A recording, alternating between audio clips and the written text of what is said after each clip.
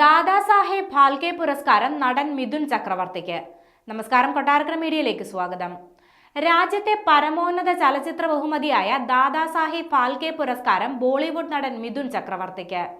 Indian സിനിമയ്ക്ക് നൽകിയ സംഭാവനകൾ പരിഗണിച്ചാണ് മിഥുൻ ചക്രവർത്തിക്ക് പുരസ്കാരം നൽകുന്നത്. കേന്ദ്ര വാർത്താവിനിമയ പ്രക്ഷേപണ വകുപ്പ് മന്ത്രി അശ്വിനി വൈഷ്ണവാണ് വാർത്ത ഔദ്യോഗികമായി പ്രഖ്യാപിച്ചത്. ഒക്ടോബർ 8 നടക്കാനിരിക്കുന്ന 70ാമത് ദേശീയ ചലച്ചിത്ര പുരസ്കാരദാന ചടങ്ങിൽ വെച്ച് മിഥുൻ ചക്രവർത്തിക്ക് പുരസ്കാരം സമ്മാനിക്കും. തലമുറകളെ പ്രചോദിപ്പിക്കുന്ന സിനിമാ യാത്രയാണ് മിഥുൻ ചക്രവർത്തിയുടേതെന്ന തലക്കെട്ടോടെയാണ് മന്ത്രി അശ്വിനി വൈഷ്ണവ് പുരസ്കാര പ്രഖ്യാപനം എക്സിലൂടെ പങ്കുവച്ചത്. നേരത്തെ പത്മഭൂഷൺ പുരസ്കാരം നൽകി രാജ്യം മിഥുൻ ചക്രവർത്തിയെ ആദരിച്ചിരുന്നു. മുൻ ദാദാസാഹേബ് അവാർഡ് ജേതാവ് ആശാ പരേഖ്, നടിയും രാഷ്ട്രീയ പ്രവർത്തകയുമായ ഖുഷ്ബു സുന്ദർ, ചലച്ചിത്ര നിർമ്മാതാവ് വിപുൽ അമൃത്ലാൽ ഷാ എന്നിവരടങ്ങിയ 3-അംഗ ജൂറിയാണ് ചക്രവർത്തിയെ ഈ ബഹുമതിക്കായി തിരഞ്ഞെടുത്തത്.